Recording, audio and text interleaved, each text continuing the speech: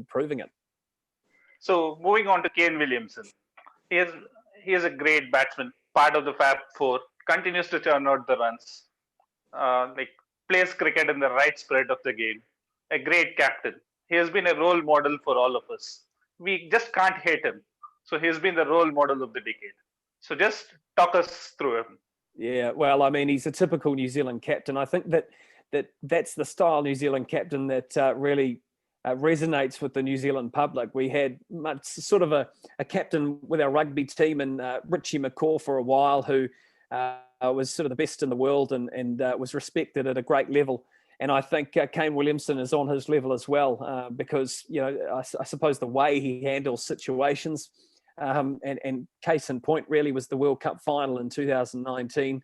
You know, handled that with grace. And to be honest, it was a, you know, it's a very huge debate, the World Cup final in 2019, but Kane Williamson seemed to, you know, manage it and come away from that looking like a really true, you know, classy captain, and one that will be remembered not only in New Zealand as a captain, but around the world and around the cricketing world for a very long time.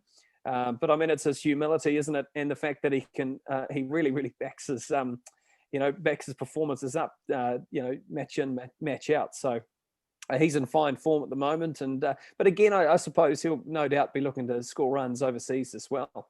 Because you touched upon 2019 World Cup final, after everything that happened, the image which, you know, is lasting in my memory is when I think one of the presenters went up to him that you are the man of the series, and it was like, you know, I am the man of the series, and it's like, he is such a class act.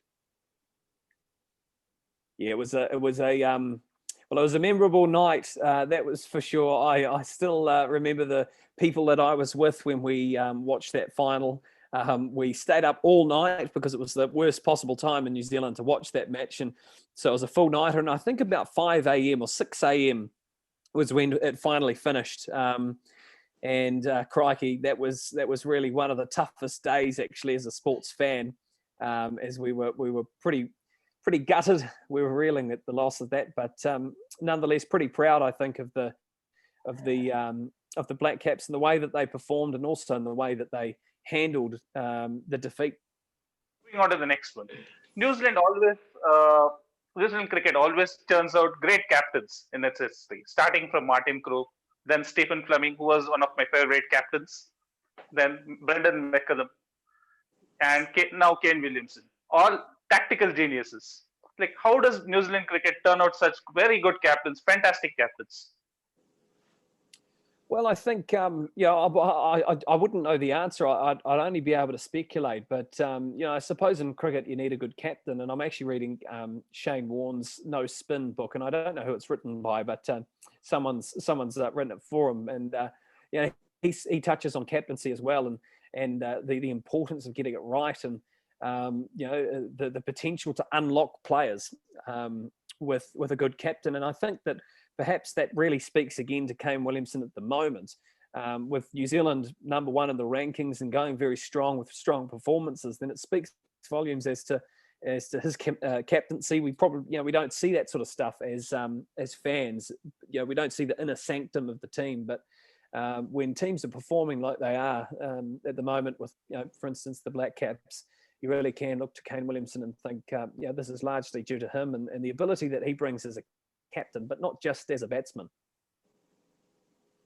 Yeah, some great points there, Jake. So you already mentioned about the 2019 World Cup final. So that was a heartbreak. In India, we were all rooting for New Zealand. New Zealand being such a nice team, and because of Kane Williamson, we were all like heartbroken. So how was the reaction in New Zealand? How did the public take it? Oh, it was pretty tough. It was pretty tough. When you come so close, actually, you couldn't come closer. There's not a way, but I think that overall, I mean, for instance, for my story that night, obviously we stayed up the whole night. Me and some mates, we were yelling and screaming at the TV.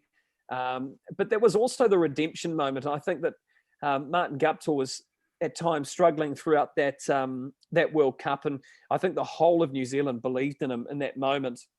And despite the fact that it was only one run, we needed two, that, I think we were so proud of the team to be able to do what they did. And again, it's New Zealand taking New Zealand cricket very seriously as a result. And we fancy ourselves as a good side now. But that was pretty tough. I remember that day, actually.